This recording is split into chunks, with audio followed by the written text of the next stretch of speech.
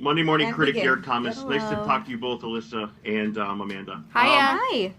Hi. So, first things first. I have to say, Amanda, your interview with Gordon Keith like 11 years ago prompted me to want to get into podcasting. It was such a wonderful interview. I just had to say that. It was just, Wow. it was so good. It was so well done. But that's neither here nor there. Thank you. Yes. If I had anything to do with it. Yeah. And speaking of compliments, I really loved the characters of Beth and Ellen. And earlier in the junket, they were talking about, Alexandra was talking about how there's no one that's completely good or completely bad. But I slightly disagree, because I think if there's somebody that was completely good, it's Beth. If there's somebody that is completely on the other end of that spectrum, it's certainly Dan. Okay? And I have to say, you know, there's so many chances that he has the opportunity to think about what he could be doing to his family, right? At the bar, at the restaurant, at the elevator with Alex, you know, back to the house for some dry cleaning. But yet every step of the way, Beth is forgiving. He is asking of Beth after she's been through so much in all of this.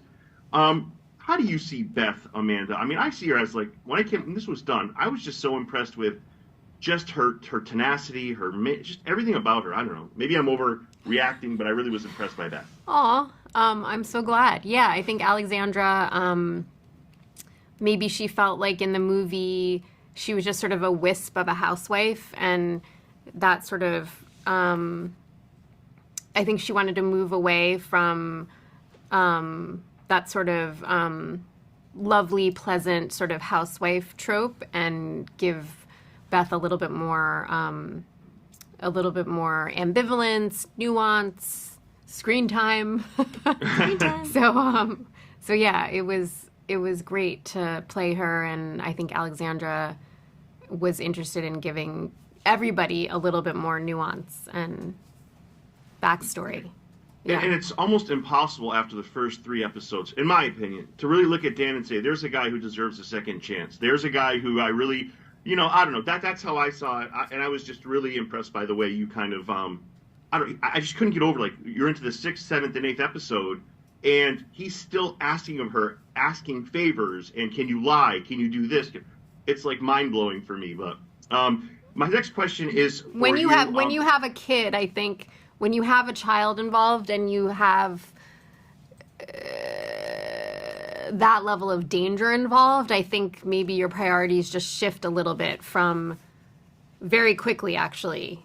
Your priorities can, if life and death is on the table, then I think that changes things. I get that. I get that. That's all. That. I mean, that's what I told myself. I don't know. Yeah. Alyssa, my last question is for you. Wonderful job for you as well. Thank you. Let me ask you this. I felt Alyssa was not.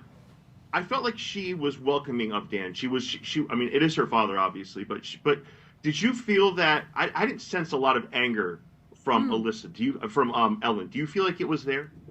Anger? Yeah, I think that there's a sense of anger, but I also think that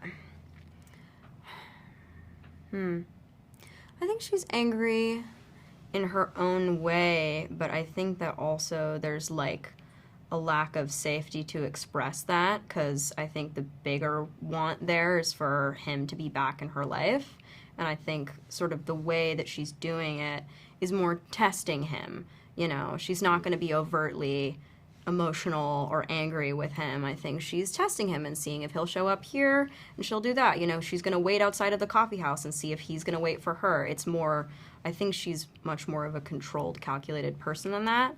But she certainly has anger. She certainly has feeling towards him. It's just, I think, been bottled and redirected somewhere else. You were both wonderful. Thank you so much for this time. Thank you so much. Thank you. Take care.